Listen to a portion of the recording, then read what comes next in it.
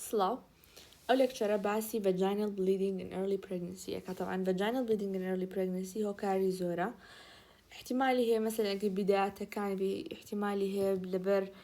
implantation bleeding بيت احتمالي هي miscarriage بهم نوعا كانيو threatened complete incomplete ويكك لسبب هذا جرينجا كاني vaginal bleeding in early pregnancy انت تيكا يعني مجموعة disease كما بيلين gestational trophoblastic disease. The gestational trophoblastic disease تيا a group of diseases that occur due to abnormal proliferation of trophoblastic cells. Trophoblastic cells أو سيلانا كتيني دروي blastocyte بيك دينن أو سيلانا later on develop أكن أبنى placenta. يعني trophoblastic cell كان develop أكن أبنى placenta وهر أو سيلانا شنك بيتا HCG سكريتا كان ل early pregnancy كاتك خلال بيت ل proliferation يعني PLN GTD. Incident كشي قال it's a relatively rare condition 0.1% ل pregnancy كان أو يعني وسبارت بكلاسيفيكيشنا كشي دو كلاسيفيكيشنا دو جروبا benign و malignant. benign كتي هايداتي form mole يعني بزماني خلطي PLN الحمل العنقودي شنك بوشية ري أتيت دو نوعي هي complete كبز فيسيكلا incomplete احتمالي هي عندك fetal يعني embryonic tissue تدابي malignant كشيتي invasive مولكا invasion myometrium ميكا لقل كوريوكارسينوما هو placental site trophoblastic tumor. طبعا هيداتي form mole it's abnormal trophoblastic proliferation it's a benign condition بلام احتمالي هي beta malignancy. incident كشي 1 in 2000 recurrence rate شي 2%. risk factor كاني أو زور مهمة طبعا يكمل risk factor previous molar pregnancy أولا it's the strongest risk factor for molar pregnancy ولقل هر molar pregnancy ك أفرتك أي بيت احتمالي أوي next pregnancy شي molar pregnancy بزيادتك يعنيكم يكتش يعني يكزار molar pregnancy هابو احتمالي هي next pregnancy شي molar pregnancy بيت أجر دو زار molar pregnancy هبي احتمالاتك زيادتك أجر سيزار molar pregnancy هبي احتمالاتك زيادتك يعني with each molar pregnancy the risk for the next pregnancy to be molar pregnancy as well increases. باشا وهي كمان risk factor سبب كشيت يا عندك ألين it might be some genetic predisposition يعني هلوي أها لسريك molar pregnancy يعني أبيد دون سبب شي maternal age طبعا يعني أوتا open extremities يعني أوتا ل 20 جسكتر يعني ل 40 جورتر طبعا ل 40 جورتر أما بيشتريش خنديت مان ألين it's advanced maternal age ولو تمني chromosomal abnormality زورة مشكلة زورة هماش تش ل younger ages قلت احتمالي هي سببك أول بيت كام oocyte كان نك ovary oocyte كاني هشتا mature نبوة ل develop كابيتا molar pregnancy و ABO blood group it's an immunological basis هي وزيادة associated with A and O blood groups. nutritional deficiencies دكتورة باسيكر قوتي باشي زوريان ليرا كتوشي molar pregnancy بوينة أنيمياش يعني هي أنيميا كيش يعني لبر folate deficiency يعني أوه megaloblastic أنيميا نك iron deficiency قوتي لها الجاردني عقاتان لبيت كز بيشتر حتى وزور طلبة غلطي كرديا folate deficiency يعني لقل بيتا كاروت يعني فيتامين A و protein deficiency. Asian ethnicities may be لبر dietary و لبر genetic. أدا دي نسا difference كان بس بشوي بنسا difference كان بار شرح كين ليرا normal conception معناها normal conception تيا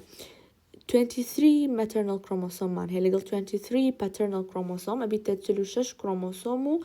normal pregnancy viable fetus و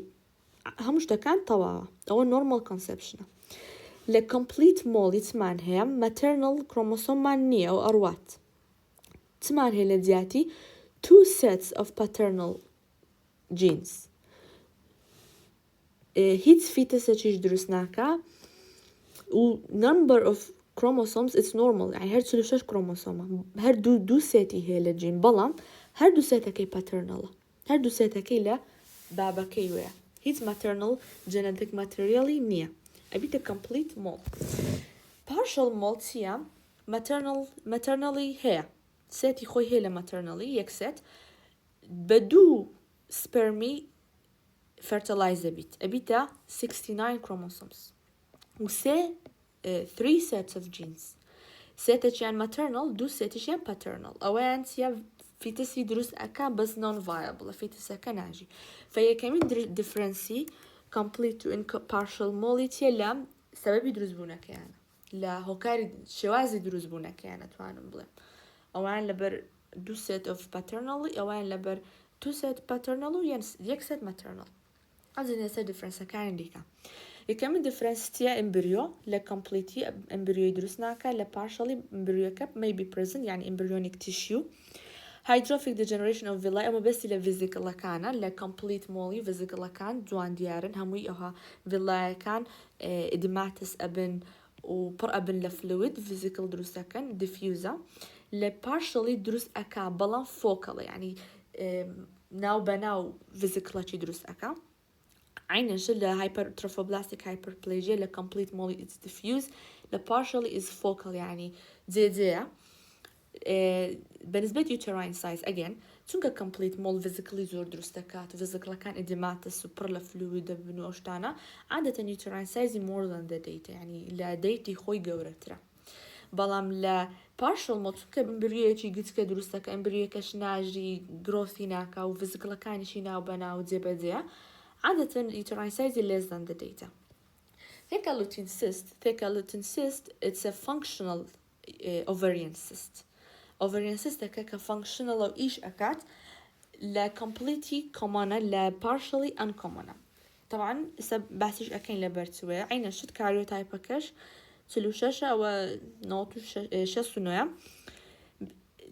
differenceەکە main differenceەکە یعنی بەشی زۆر differenceەکانی لەسەر لێڤڵی بێتە HCG لە complete mole بێتە HCG-کەی very high لە 50,000 زیاترە لە partial mole لە 50,000 کەمترە اوكي او differenceيا همان او differenceش كوا theca lutein cyst لا complete mole common تربي ل partial mole theca lutein cyst با excessive ovarian stimulation by beta HCG درسته بيد يعني beta HCG excessive ovarian stimulation مان لو أكام theca lutein cyst مان لو درسته كا beta HCG ل complete mole قل زورا ل theca lutein cyst ل complete mole common ليرة uncommon چونك ليرة elevation هي بس بنوعين عين شت classical clinical symptoms يعني مثلا تمان هي vaginal bleeding مان هي vomiting severe vomiting hyperemesis gravidarum مان هي preeclampsia مان هي أو شتانة مان هي أو complication أنا عين شت أو طبعا أو complication أنا عين شت ببيتا HCG درست بن بيتا HCG ل completely high چونك عين شت أو classical clinical symptoms لا completely common لا partially rare risk of persistent gestational trophoblastic neoplasia عينش لا completely risky malignancy و risky neoplasia زيادة لا partially immunostaining لا low P57 طبعا أوا لا maternal gene expressive تنك complete maternal genetic material إنيا لا negative بلام لا partially تكمل maternal gene معناها positive so the difference كان أوي بخنا ماشكتان كبيتا HCG لا completely زورا كبيتا HCG لا completely زور بيثيكا لوتين cyst كومونترا classical clinical symptom مان كومونترا عادة همش تكان كومونترا لا complete mole و immunostaining كش maternal gene تاع لفكر بي partial maternal genetic material هي لو عند positive complete hits maternal gene هادو ساتكي paternal لو complete كي negative أو زادين السر أو درس ميثيكا لوتين سيستا دكتورة باسي هندك differential diagnosis بخون ما بس لها كوزا كاني بتوك differential diagnosis كاني ovarian cyst و ovarian mass و torsion و أنا بس differential diagnosis of causes of theca lutein cyst كم يعني gestational trophoblastic disease دوم يعني multiple gestationals twin triplets سام يعني fertility treatments لقل HCG secreting hormone يعني in general أو conditionاني كأبنه هوي excessive amount of HCG أبنى ثيكالوتين cyst أو conditionanش سنة gestational trophoblastic disease وشي باس مانك multiple gestations twin و triplets هي أجر دوسي placenta هي بيت مالدركة أكيد ليفلي HCG زياتر بيت fertility treatment أما مثلا بيشتريش خنديت مان هندك هي بيتا HCG injection نازانم تيا أو أناش عين شت وأكن أبيتا حتى أوش ما خندو I think ببيرم ديت ovarian hyperstimulation syndrome شتي أهابو عين شت أبيتا ثيكالوتين cyst ولقل أو rare cause HCG secreting tumor لديك كا tumor هي HCG secreting أبيتا ثيكالوتين cyst أوش هرشتق إكسترا دكتور بعسي كرت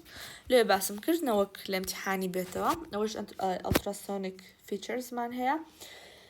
complete mole snowstorm appearance partial mole Swiss cheese appearance snowstorm appearance كشتي cluster of grapes أو physical كانن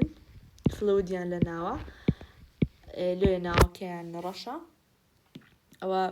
physical كان cluster of grapes لا partial molly تمان هي abnormal fetus مان هي ولقل abnormal fetus هكي normal and abnormal villi مان هي يعني هردو شي كده لا complete هكي normal مانية همو physical هتنية بس لا partial احتمالي هي normal abnormal villi ببيني لألتراساوند أوش رسمك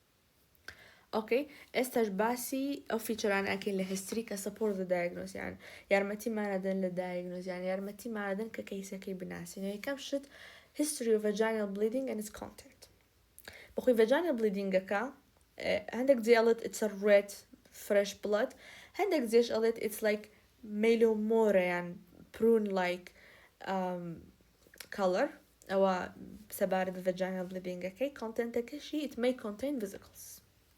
history of the abdominal pain level large uterus early and exaggerated signs and symptoms of pregnancy طبعا أما زين signs and symptoms of pregnancy لبرتنا لبر hormonal change chest responsible لو hormonal change أنا beta HCG لnormal pregnancy beta HCG man elevated بلام لmolar pregnancy زياد لحد elevated beta HCG فكزياد لحد beta HCG man elevated بيت sign symptom مكاني pregnancy man exaggerated ابن أجر common sense فكري ليه بكيها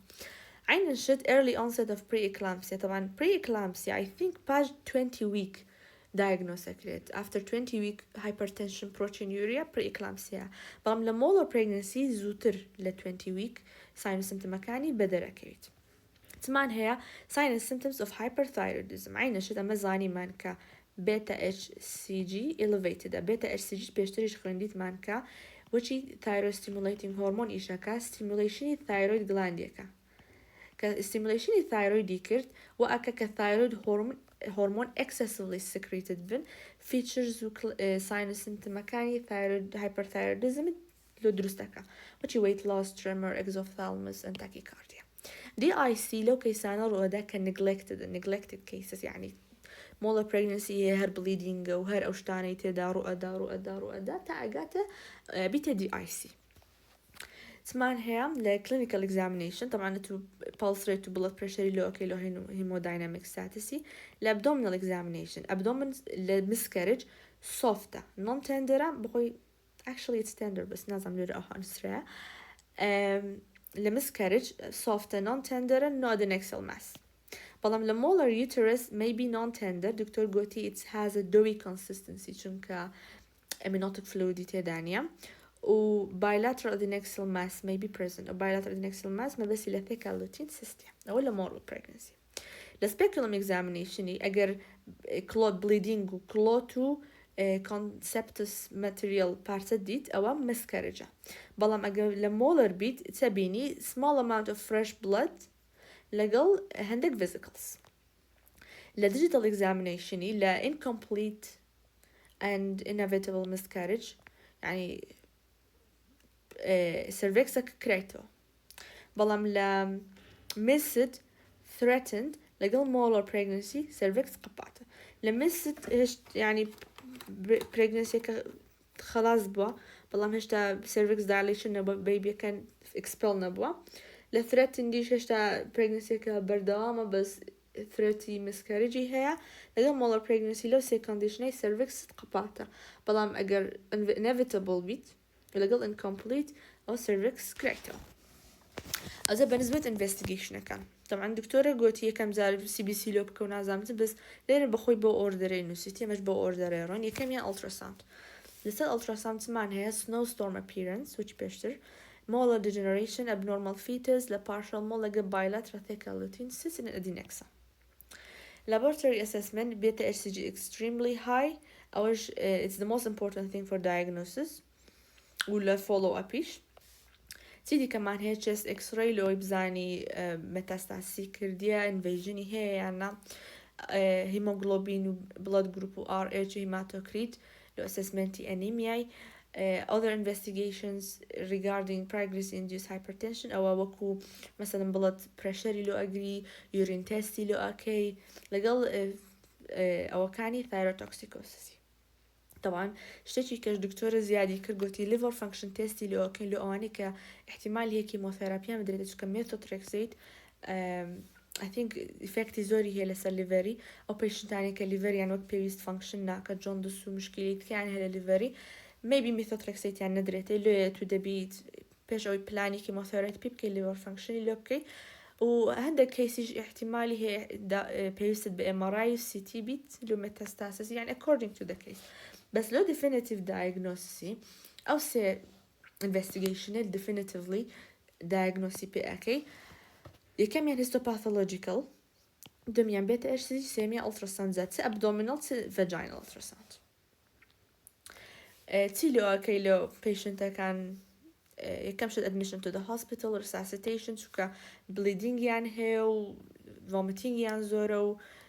blood transfusion يعني maybe pay with beat blood pressure control أكي control symptomacani thyrotoxicosis يكي خاصة أو دو symptomani كده بي زور أقاد لبي arrhythmia كانوا tachycardia كانوا أوانا. definitive treatment is bisection cortage لو كي suction أكي it's a safe يعني وكو variation كان دي كانيا procedure كلوت كردو evacuation تكرو بيلن evacuation evacuation تكر عندك شتت لو بيدا أبيد يكي كان maybe uterine atony يعني uterus بخوي uterus muscular organ أو توني خوي هي after evacuation عندك زار توني خوي لدس ده يعني uterus كشلو بالأبيد بزماني خومان أجواسي كين طبعا uterine atony لزور condition يتكارو أدا مثلا ل very large baby multiple pregnancy ك labor أبيد زور condition هن أبناء uterine atony يجي لو condition أنا molar pregnancy مشكلة uterine atony تيام كuterus atone بيت يعني توني نمين الشل بيتوا excessive blood loss يدرس كاتسوكا blood vessel كان compression يعني لسنامين تبيت excessive blood loss أو number 1 cause postpartum hemorrhage باشا تأكن أكسيتوسين يدن أكسيتوسين ها برك contraction يكاتو uterusaki برك تندكاتوا after evacuation أو دبيت تو حازراتي خود كردي بلادت بيبي تو كيف chemotherapy hysterectomy may be needed أذا بعدين باسكين prophylactic أو treatment كاش ثك اللوتين سيستك هي treatment أجنبي كان جين بيتا إش سي جي ضابزي بخوي نامينت وكو سيستو لوتيل بادي احتيادي كstimulation إنما بخوي subside بيت أذا indications of chemotherapy أو indication أنا عادة لبر كردنا بس raised HCG levels for more than 6 months plea to HCG 3 consecutive samples يعني HCG كلمة شش مانجي هر برزة بيتوا يعني لدي خوي ناقور level HCG كد ناقور لباش أو يسيزر investigation تلوكرت HCG كد لد بيسيزاري زور تربي لد 4 weeks after evacuation عادة دكتورة قوتي after 48 hours of evacuation دبيت HCG level drop cut فأجر drop نكات maybe return piece maybe metastasis سواء pace يبقى chemotherapy يبقى والحاصل أو أنا histological evidence of choriocarcinoma brain liver metastasis طبعا سبارد بكيموثيرابي كاش تمان هي يعني single أو مان هي يعني multiple سنگڵەکەت یا low risk مێتاستاسەکانەکرێ مێتۆترێکسیت ئەگەر پێشنتەکە مشکلەی هەبوو نەیتوانی مێتۆترێکسیتی وەربگری ئالتەرنەتیڤەکەیتی ئەکتینۆمایسین دی يعني مشکلەکان یان ئەلەرجیە یان لیڤەری تەواو نییە یان مەسەلەن non responsive ئەکتینۆمایسین دی ئەگەر های ریسک بوو لە مەلیگنەنسی ئەو دوو ڕێجیمەنتەمان هەیە دکتۆر عادەتەن باسیوەی کرد 5 درۆگە هەرپیتە و دەلالەت لە درۆگەکە ناوی درۆگەکانی نەگۆڵەوە ئەمیش دیتێڵی نادەمێ بەس ئەو دوو ڕێجیمەنتەمان هەیە 5 درۆگە ئەدەین یەکەچیان مەسەڵەن ئەو مێتۆترێکسیت و ئەدین ئەکتینۆمایسینی شەر ئەدەین in addition to that 3 درۆگی دیکەش ئەدەین لە ئەوانەی های ریسکی مەلیگنەنسیان هەیە ئەوجا لۆ فۆلۆ ئەپیش چیە طبعا ئەمە پێش هەموو شتێک دەبیت بڵد HCG مان کردبی لۆ بیسلاینی يعني ئەمە بزانین کە بڵد HCG مان بیدایەتەن چەندە ئەو جارە فۆلۆ ئەپ یەکەین فۆلۆ ئەپەکەش چەندە تا 1 year باشە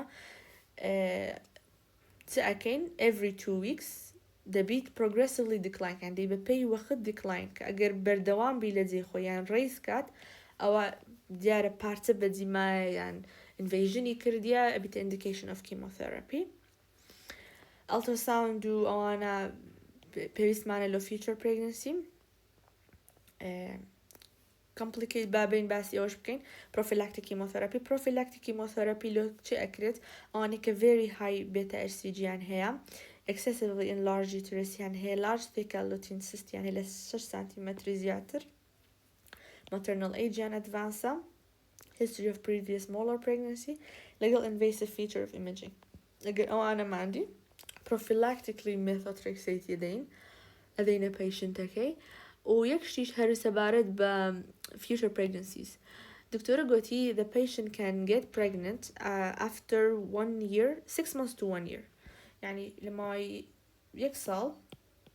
6 مانگ لە 1 ساڵ ئەتوانی pregnant بیتە بەڵام it's recommended تا 1 ساڵ ڕابوەستی تا follow upەکەی خۆی خلاصەکات چونکە if she gets pregnant again ئەو pregnancy ماسکی level HCG یەکە یعنی HCG یەکەت بڵندە ئەتوش نازانی ئایا سەبەبەکەی pregnancy-یەکەیە یان سەبەبەکەی ئەوەیە پارچەی مۆڵی بەجیمایە فلێ ئەڵێ recommended کە چاوەڕێ بکات هەتا 1 year بەخۆی لە 6 مانگیش ئەتوانی بەس 1 year is more preferred ئەو یەکەم شت دووەم شتیش بەنسبەت contraception دکتۆرە باسی کرد گوتی hormonal contraception ناکات چونکە ئەمە پێویستمان بە لێڤڵی هۆرمۆنەکانە تا پرۆگرێشنی دیاری بکەین و گوتیشی IUD باش نییە لە first 3 months دایبندرێ یعنی IUD چونکە IUD بەخۆی ئەوڕێ دەبیتە bleeding فەگەر IUD دانە bleedingت هەیە نازانێ ئەو bleedingەی IUD یەکەیە یان ئی molar pregnancy یەکەیە لێ IUDش داناندرێ best option for contraception is barrier contraception ئەو بەنسبەت pregnancy contraception complicationەکانیشمان چیە hemorrhageمان هەیە sepsis and preeclampsia طبعا sepsەکەش دکتۆرە باسی کرد گوتی پارچەی vesically لە ناوە bleedingi لە ناوە کلۆتی لە ناوە و pregnancy-یەکە وەچی pregnancy احتیاجی نیە membrane هەبیت فبەکەیفی خۆی ماکرۆۆرگانیزمەکان ئەسەن دەبن ئەچنە ناو uterus و ئەبیتە septic و ئەبیتە infection و sepsis again perforation of uterus عادەتەن لە کاتی کورتازەکەی ڕوئەدات دکتۆرە باسی کەیسەجیشی کرد لۆمان acute pulmonary insufficiency لەبەر embolism پێشتریش باسمان کردی لە دەرسی pulmonary embolism کە هەندێک جار vesicleەکان لە ڕێی بڵەدی ئەگەڕێنەوە ئەچتە ناو pulmonary و circulation و ئەبیتە embolism again ئەو دووەشیان later complication or early complication or later complication carcinoma و metastasis. السلام عليكم جماعة دمي بارتي دومي و لەکچەرەی باسکەم بەڵام پێشەوەی بچمە سەر بابەتی سەرەکیان لەکچەرەکەی سلایدەکانی لەکچەرەکە دەمەوێت باسی هەندێک معلومات سەریع لۆی کە جوانتر تێبگەین یان دەتانە بڵێم لە بیر نەکەین ئەمەتمان هەیە پلاسنتامان هەیە یعنی کە مثلا پرێگنەنت هومان هەیە بەیبی هەیە کیت پلاسنتاش هەیە لەناو پلاسنتاتمان هەیە کۆریۆنیک ڤیلەزمان هەیە لە بیر نەکەن کۆریۆنیک ڤیلەز لە چ پێک دێت هیستۆلۆژیکەڵەتانی برین لە ترۆفۆبلاست پێک دێت لەگە سوراوندینگ کۆر کۆنێکتیڤ تیشو ئەن فیتەل بڵەد ڤیزڵ ئەوە فیتەل بڵەد ڤیزڵەکەی کۆنێکتیڤ تیشو ئەمە ئیشمان زیاتر بەتێ بە ترۆفۆبلاست سێڵەکەی یعنی تایپی لەناو کۆریۆنیک ڤیلی ترۆفۆبلاست سێڵمان هەیەش دوو تایپە سایتۆترۆفۆبلاست و سنسیشیۆترۆفۆبلاستمان هەیە سایتە ترۆفۆبلاست لێرەیە inner layer small size mononucleated cell زیاتر دەتوانین بڵێن builder layerن یعنی builder cellن لە بەرەوەی وەچی stem cell کار دەکەن stem cell layer کار دەکەن ئۆکەی ئەمە پاشان چمان هەیە syncytial trophoblastمان هەیە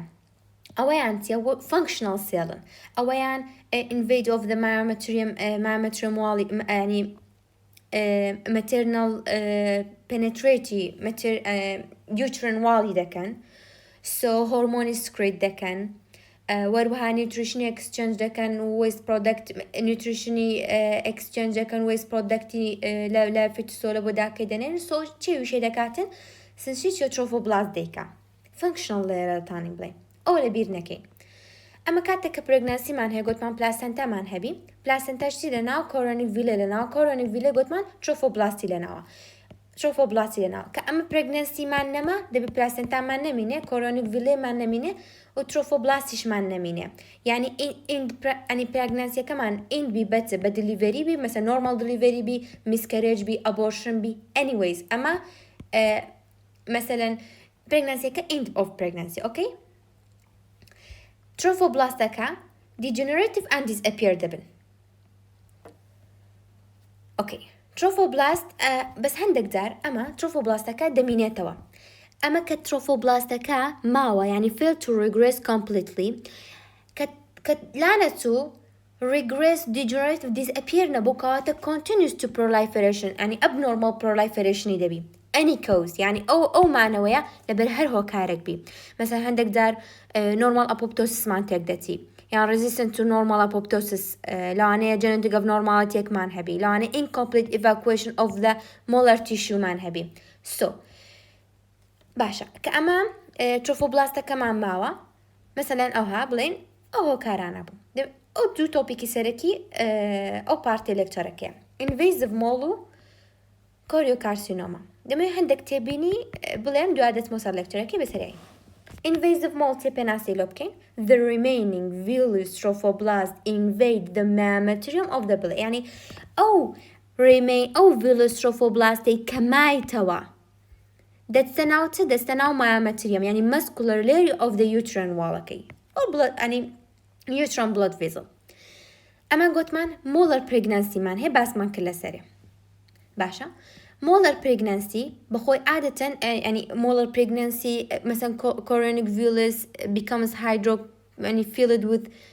fluid لنا chorionic villus قلت مان أما trophoblast مان هي هشتان أو molar pregnancy أو trophoblast to chorionic villus inside the uterine wall كماوا مثلا أما evacuation مان كرت بس remain villus trophoblast ماما أو villus trophoblasta يعني أو villus trophoblasta continues to مثلا abnormally proliferation دكا ودكاتن invade to the myometrium even to the uterine blood vessel باشا يعني molar pregnancy كلا uterine cavity كيا كبو invasive mole يعني تتناو myometrium أدي choriocarcinoma arise from the trophoblast themselves trophoblast كما قلت ما trophoblast هردو تايبك يعني دو تايبي هي it continue to proliferation without forming the normal villus structure. La choriocarcinoma villus structure man نامينه just أو يدمينه trophoblast كي بتنه abnormal proliferation دكا.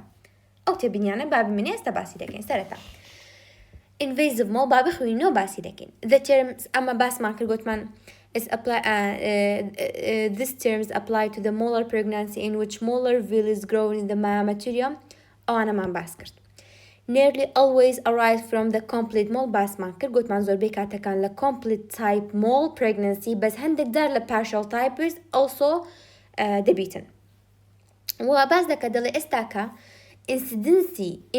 invasive mole مان كم بوتو لو چونکە ئێستا مە ئەڵتراساوندمان هەیە کە ئەڵتراساوندمان هەبی دەتوانین بەتەواو مەسەڵەن ئەڵتراساوند دەتوانین شارەکەین ئەوە مۆلەر پرێگنەنسیە زووتر دیاری دەکەین ناهێنن مەسەن ببتە invasive mole یان ببینێتەوە یان مەرە early evacuation دەکەین کە گدیتمان مۆلەر پرێگنەنسی ئەمە زوو evacuationi trophoblast tissue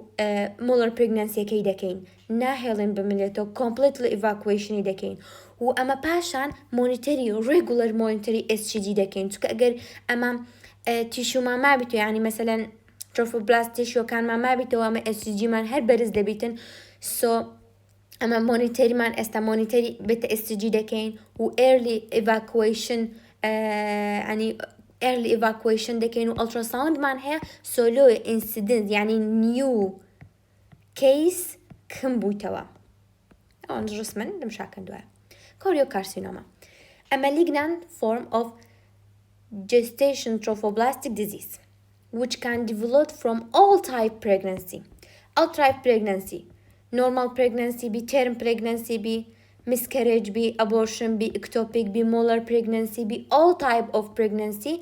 ئەمە لەوانەیە تووشی کۆریۆکارسینۆما بی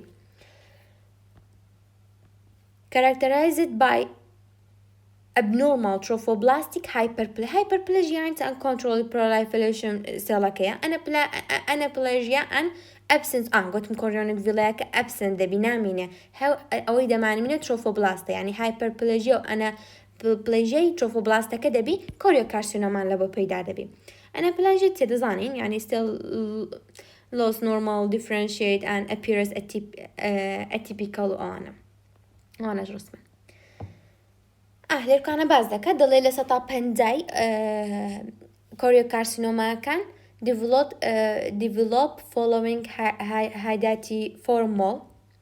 highest riskمان هەیە ینی زۆربیان بەهۆی hydatidformal دەبی لە سەتا 25 miscarriage following miscarriage لە سەتا 5 ectopic pregnancy لە سەتا 20 خۆ دەبێ ئەو لێرکانە بی ئەوها باشتر develop from the full term pregnancy ئەوانە مثلا گوتمان all type of pregnancy بیتن ئەو hydatidform بی miscarriage بی ectopic بی full term بیتن ئەوانەش لە سەدایەکان کە مثلا ئەگەر لە history taking لە مثلا کەسێک گوتی ئەمن پێشتر مثلا pregnancy molar pregnancy هەبووە فکر زیاتر چەند لەوەی دەکەینەوە ئەو شتانە so presentationەکانیان زیاتر بەچ دەبی irregular bleeding irregular vaginal bleeding most common presentation یان bulky uterus يعني uterusەکەی enlarged و هەندێک جار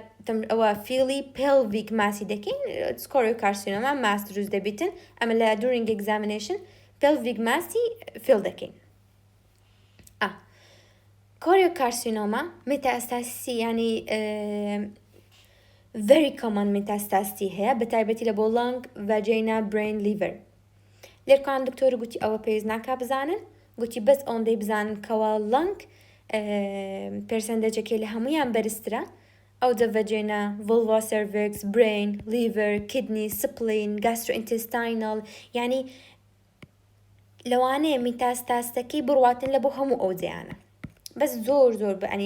بەڕێژەی زۆر لە بۆ لەنجی یەکەم جار ئەو دەدوایە لە بۆ vagina ئەو دەدوایە لە بۆ vulva cervix ئەو دەدوایە لە بۆ brain و liver ئەوانە ئێستا نووسیتم دوای باز دەکەم ئێستا ئەمە لێرکوانە تیبلەکی جیاوازی بینی invasive mole و کۆریۆکارسینۆما بکەین لە چەندە ڕادێ hydatidform mole کۆریۆکارسینۆما هەموو گوتمان هەموو پرێگنانسیەک ئەو hydatidform mole بی گوتمان ئەستا پەنجای لەوێن دەردێ ئەوە و normal term pregnancy بی miscarriage و abortion بی ectopic بی هەموو ینی normal و abnormal pregnancy بی لەوانەیە تووشی کۆریۆکارسینۆما بی histology گوتم کە villus presenta villi are absent نامینێ monomorphic سێڵەکان کە villus presenta ینی trophoblast سێڵەکان ینی ئەوها نیشانی uniform in size and shape less cell atypiaمان هەیە بەس لە کۆریۆکارسینۆما has dimorphic cellمان هەیە ینی ئەمە گوتمان trophoblast و cytotrophoبlastic cellمان هەیە villus present نامینێ ئەوانەش يعني مثلا abnormally growth دەبن و باسم کرد کە گوتم cytotrophoblastەکان mononucleate و small size ئەوان multinucleate و ئەوانەیە invasive locally invasive maybe invite myometrium گوتمان invasiveەکەی لە بۆ چەیە لە بۆ myometrium ینی muscularly uterine wall ئەوە highly invasive with early and widespread قوتمان very common metastasis هێلانێ lung vagina brain ئەوانەمان باس کرد بەس ئەوە metastasis زۆر کەمە حتا ینی metastasis هەبێ limited لە بۆ pelvic beta SCG لەوەیان بەرز دەبتەوە elevate postmolar evacuation but less than choriocarcinoma يعني بەراوردی بکەین هەردووچیان beta SCG یان بەرزە بەس ئەوەیان زۆر بەرزترە imaging feature vascular mass with أوان cystic molar structure cystic أوان solida next cystic structure بيتم clinical behavior irregular uterine bleeding enlarged uterus persistently high beta SCG after molar evacuation irregular bleeding very high أوان high or very high beta SCG symptoms from metastasis كان هي قطمان زور يعني كمان metastasis يعني very common كمان metastasis بكاتن كاتن metastasis lung بكالانة توشي SOB بين هيموبتيسيس بين metastasis brain بكات مثلا أو شتانة كبيوين دي ببرين وهي symptom مكاني وين در بديار كوي metastasis vaginal كمثلا يعني هردي يعني sign symptomy خوي هي prognosis كي good prognosis تاني مثلا response هي بشوي زور باش لبو chemotherapy low mortality variable prognosis هي highly chemosensitive أوانش chemotherapy زور باشن but prognosis depend on the risk score أما risk score كمان هي table كمان هي دينا سردوايا يعني بزاي metastasis كي كو أوشتانا بشوي قشتي أوش تقريبا يعني chemosensitive و prognosis باشا investigation أما استأوانا مان هي مثلا أما نخوشك مان هاتيا history examination مان كريه ساعتنا step investigation وأنا investigation كيلو دنيرين أكيد HCG beta SCG لبو دنيرين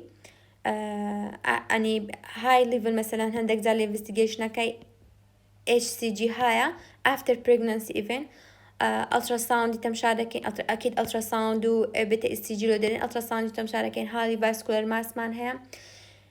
biopsy كي مثلا تمشاي biopsy كي sensation and cytotrophoblast هي أو باسي سكين أما باسي choriocarcinoma دكين باشا كما investigation مان لبونارديا مثلا beta SCG ultrasound زور جرينجا x-ray بنيرين HCG كي زور قوت مان برزا ultrasound vascular mass مان هي باس مان كرت وباب مثلا أجا باب سيما وقلت باب سيكي تمشاركين sensation cytotrophoblast تدا قلت مان villis are absent once the diagnosis established for the examination should be done to determine the exact قلت مان metastasis مان هي so x-ray لابد نيرين أكيد و depend CT و MRI depend يعني بزانين سانو سمت مكان بزانين CT و MRI لابد نيرين يعني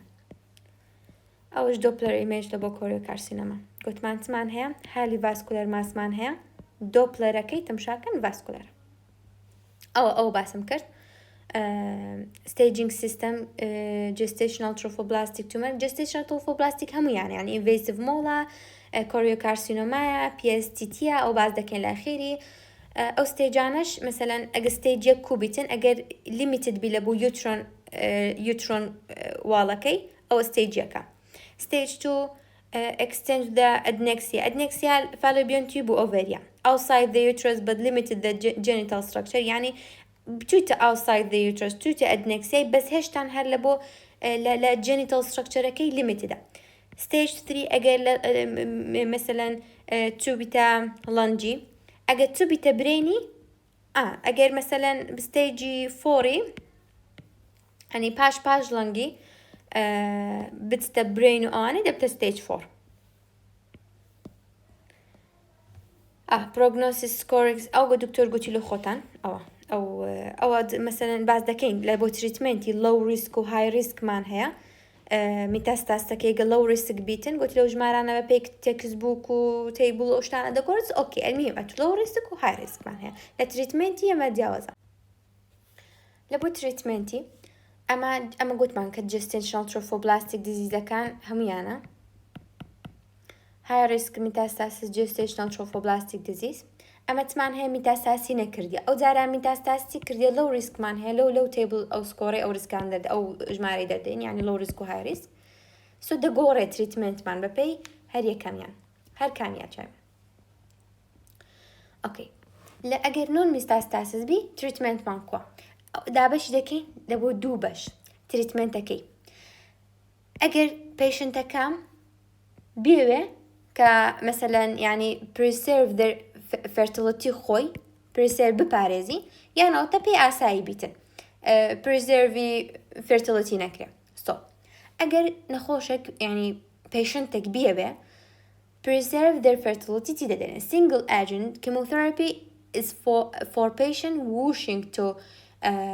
wishing to preserve their fertility چیەس یان میزۆترێکزێتی دەدەینێ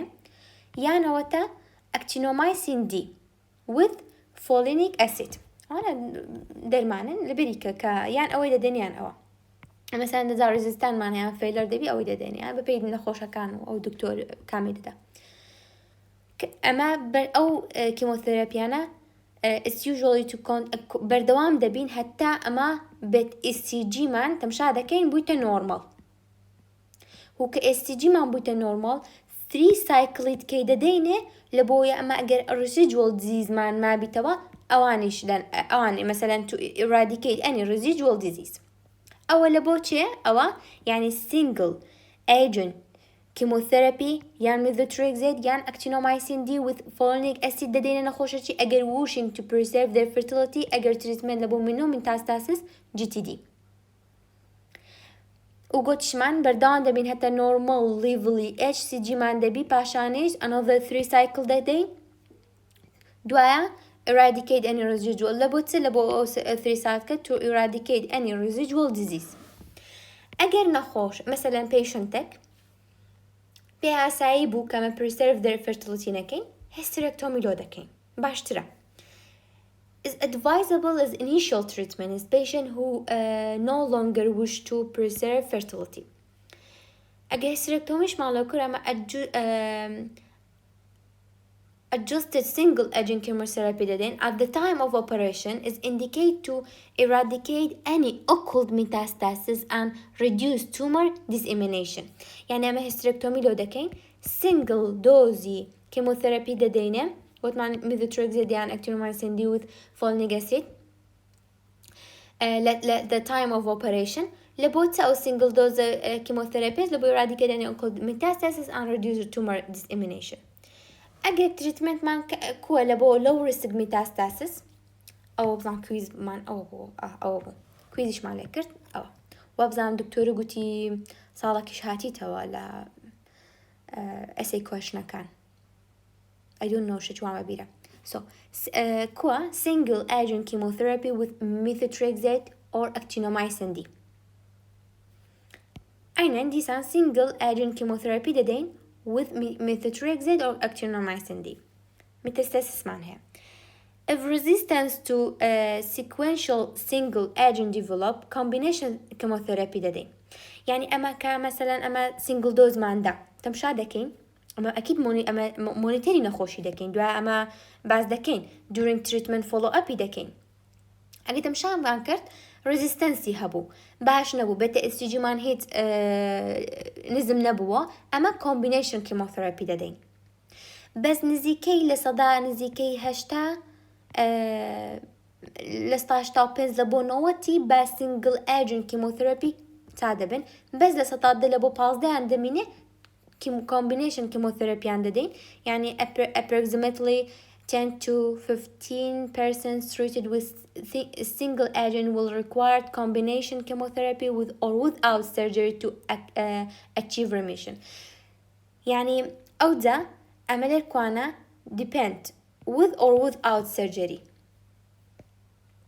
treatment high risk metastasis multi-agent chemotherapy with or without adjuvant radiotherapy يعني أما multi-agent chemotherapy ددين ويان لقل يان مثلا with or without radiotherapy with or without surgery أو عم بس surgery بوليرا أو عن radiotherapy EMACO أو نيمونيكا كلبو أو ناوي أو درمانانا و combination multi-agent chemotherapy كان تولى باريكا أو إي لبو MAC أو نظام وش نيمونيكا كان نيمونيكا EMACO أوكي. This regime is بابخينا etoposide, methotrexate, actinomycin D, cyclophosphamide, vincristine. أنا multi-agent chemotherapy. Regime is good choice for high risk metastasis. أما يستدس ما بتريتمنتي كردية بس during treatment دي بفولو أب بكين. weekly liver function test لو دكين لبروي أما chemotherapy ددين أما cytotoxic drug ددين لو أنا أما hepatic toxicity مع لبوبة بيتن. دو هفته دايركت تمشي HCG which is X-ray دكين بزاني response treatment مانكو HCG مان هيت هاتي تخواري نزم بويتو ويانا which is X-ray بزاني أجا ميتاستاس مان هاي بتمشي دكين بزاني ميتاستاس كمان يعني بزاني باش بوا يانا يعني أو تا هيز ليجنة اللي بيدا بوا وسي هفته دايركت CBC لو دكين لبروي ما cytotoxic ديسان cytotoxic drug ددين أما chemotherapy ددين لو أنا بكتب bone marrow suppression due to cytotoxic drug كان سو هاي سي هفته دارك أما CBC لو دكين دو هفته دارك HCG chest X-ray هفته دارك liver function test لو دكين دكتورة قلت لي كان همو فحصة شو ذكري نظم بس يتبوها سو مثلا خوش ما تاكلوا الحمد لله يعني follow up after successful treatment سو تيلو دكين باشا أما أظن خوشينين با أما مثلا تاجو بيتو quantitative serum HCG level monthly for مانجي يقدر حتى 6 مانجي تمشي HCG دكين دو دبي دو مانج دارك حتى يك صالي تمشي HCG دكين ديسان دو باش لأني 3 month أو سي مانج دارك لسكند يركي تمشي بت HCG دكين مزانين برز دبتو ويانا دكتورة قلتي أو دوزوشتانا لونجو مطلوبني وبيوزنا كبيزان وأنا اوكي اما استمشاكا اما نخوش مع نتابيتو اما دي ديفايسي نخوش يبكين مثلا نخوش دي دوباره pregnant بكتو نابي pregnancy should be avoided for the first years because may mask relapse اما بس ما mask اما بخوي during pregnancy بتا SCG مالها او انا ايش زيادة الحربة بتا SCG ديزاين كا اما او مشكلة انا مانها اما كورونا كارسينومان اما مثلا invasive mole مانها مثلا معي توا يعني ما كوريو كارسينوما مان هي بيت استجيا سو اگر اما نخوش ما pregnant بيتن may mask relapse بكاتن او اما ليركوانا كو تايدكينو اما بكيموثيرابي تايدكينو cytotoxic drug teratogenic نابي مثلا pregnant بي بتايبت methotrexate actinomycin D so هذا صالك ناوي pregnancy بي و best choice لبو contraceptions condom لبريس no hormonal therapy و pill و device و لبو مثلا female okay so condom is the choice of the contraception so دلينا نخوشي كوا this contraception يبقى كاربين prognosis cure rates should approach مثلا stop 100% non-metastasis and low أقل no metastasis مان هبي low risk مان هبيتن prognosis مان زور باشا أجر intensive multimodality therapy result in cure rate مثلا high risk كمان هي مثلا لستاش تانوضع يعني زور باشا يعني تعذب نوع أوكي تكش مثلا أو percentage 10 to 20% ما يعني الله يرحم يعني دير أدلين بيعادي بلاسنتا سايف تروفوبلاستيك تومر أما تومر كشمان هي لبلاسنتا يرادي أو يعني جوازي بدكين لقل كوريو كارسينوما أو يعني باب بخوينه an extremely rare يعني incidency less than 1%. The tumors arise from the trophoblast of the placenta بيت مثلا أو trophoblast لبلاسنتا بيت سايتا أو مثلا أو سايتي كوا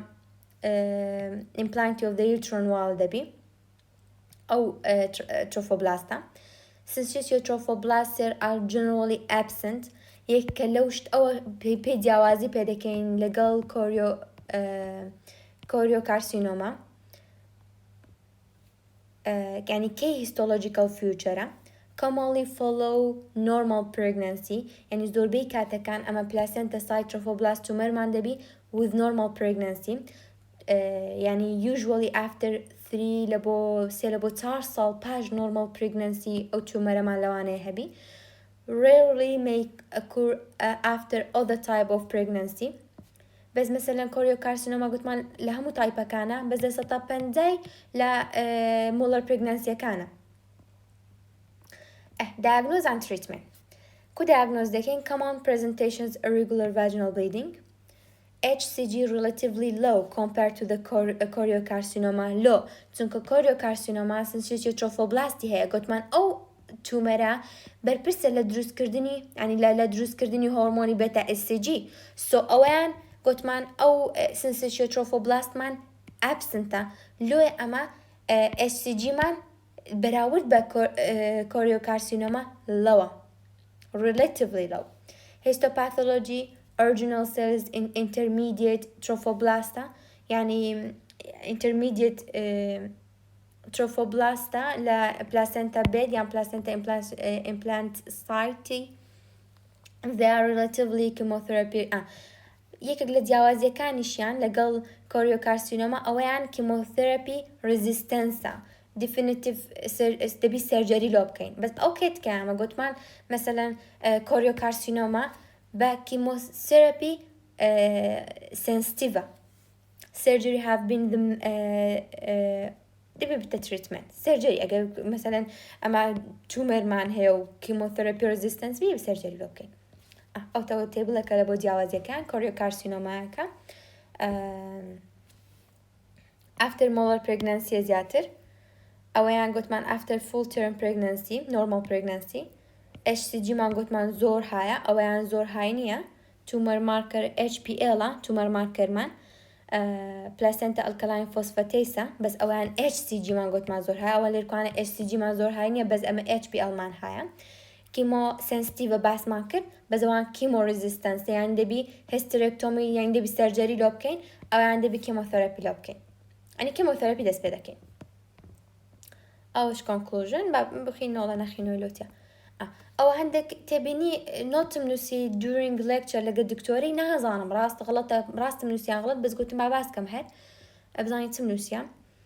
لا كوريو لا كوريو كارسينوما دو تايب مان هي gestational and non-gestational دكتوري قلتي لا لكتشري كا باسي أو تايبي دكين أما just باسي أو تايبي دكين gestational أو investigation كان قلتي ultrasound وبتا ECG و chest x-ray زور مهمة و chest x-ray أجر ميتاستاس منها بلبو chest x-ray قلتي first appearance cannonball appearance مان دبيتن second snowstorm مان دبي وقلتي أقدر بن وقلتي الامتحانش بسيارك مان هنا يتوا أما باسي snowstorm كين لا ultrasound دي بس دي تهل دبجيرين complete مول هل دبجيرين بس قلتي بقولت مان chest x-ray snowstorm appearance choriocarcinoma هل دبجيرين غلط نكين قلتي كوشنات ما هنا وهمو تبون complete مول يهل بجارد بدا باوي هل بجيرين وباسي ويكلو differential diagnose لبو snowstorm appearance x-ray قلتي choriocarcinoma thyroid disease lung infection كان especially fungal infection و تيبيش زانين هيتمان لبيرتوا قلت مان لتريتمنت of